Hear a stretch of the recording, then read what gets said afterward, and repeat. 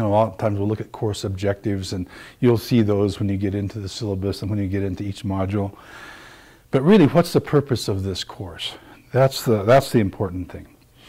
And for me, when I think of this course, I know that we could be doing a ton of things as a kind of a general education requirement for IAIA, which this course is.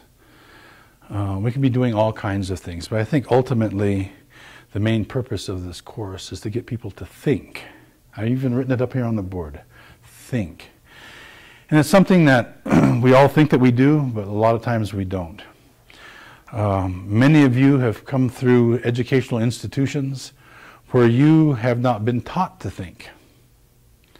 And many of you have come through educational institutions where you have not been rewarded when you do think. People talk about thinking outside of the box. Well, generally for me, that just means stepping outside of the box, because everybody inside the box is not thinking.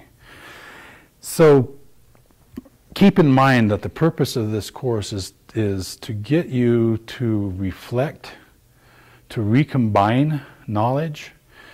This class is not based in memorization. All of the assignments that I give, including the questions and the blog issues, the blog questions, the weekly questions, the essays, and the final paper, none of them have a right answer. There's nothing that I'll sit there and say, oh, this is wrong, no points for that. No.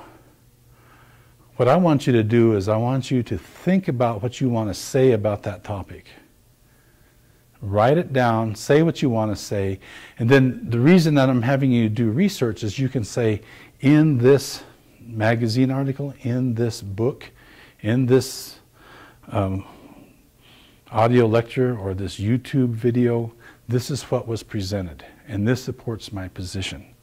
The idea here isn't for you to memorize what you think I want you to know. The idea is to take what you're learning and think about it, reflect about it, recombine it if you have to, but come up with your own opinion about it.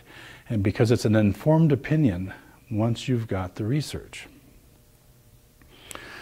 Now, I mentioned hinted towards this a little while ago, talking about threats to personal beliefs.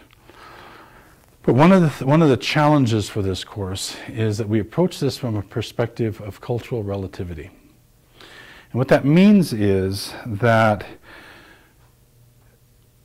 I'm trying to figure an easy way to say this, but I guess just jump into it and say we live in a world today where certain cultures, certain races, certain ideas, certain ways of doing things have privilege over others.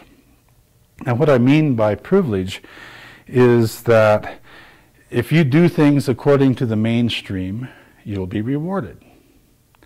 If you do things that are not according to the mainstream, you maybe find yourself outside of the mainstream, you may not find yourself being rewarded economically, you may find yourself not being able to get a job, those kinds of things.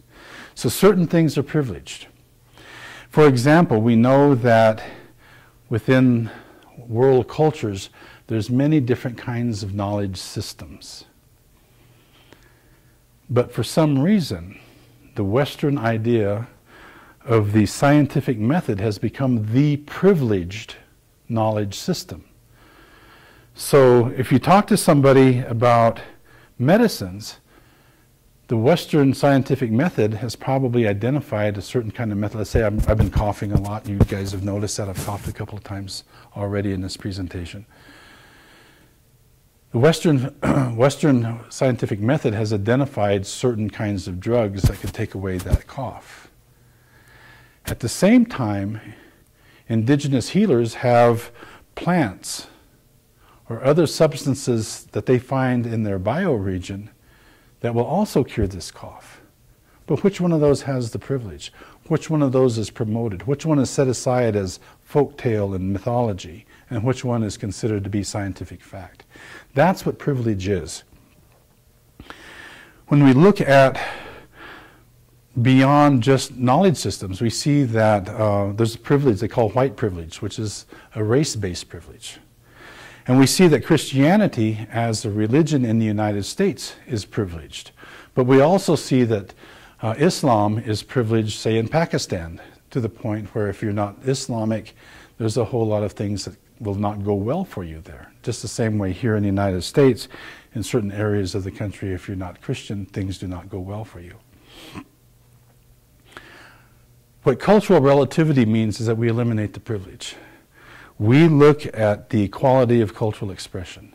No one cultural expression is looked at as being more important, more applicable than any other. What this means then is that those ideas, cultural traits, forms of knowledge that have had privilege, once you say you no longer have privilege, they feel that they've been attacked. And because they've been sitting in a position of privilege for such a long time that they assume that's their rightful place in the world. And that may very well be. But when I talk about, say, the Navajo hero twins and creation stories,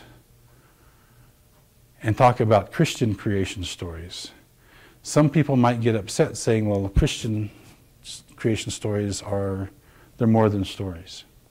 Well, that's an expression of a position of privilege, that Christian creation stories, or even the Big Bang as a scientific creation story, is somehow more correct than the tribal Navajo creation story. But I'm going to talk about them as if they're all equal in terms of value. This does challenge some people. And those who have experienced privilege can sometimes feel threatened when they hear me referring to religions, cultural traits, belief systems, things that people have felt in their family, to be, sometimes if I challenge those things, people feel like they're being threatened. And that's not the intent of the class, but the intent of the class is to get people to think, what is the order, and why is the order the way it is? Well, we've come to the end of this short introduction. I want to thank you for your time.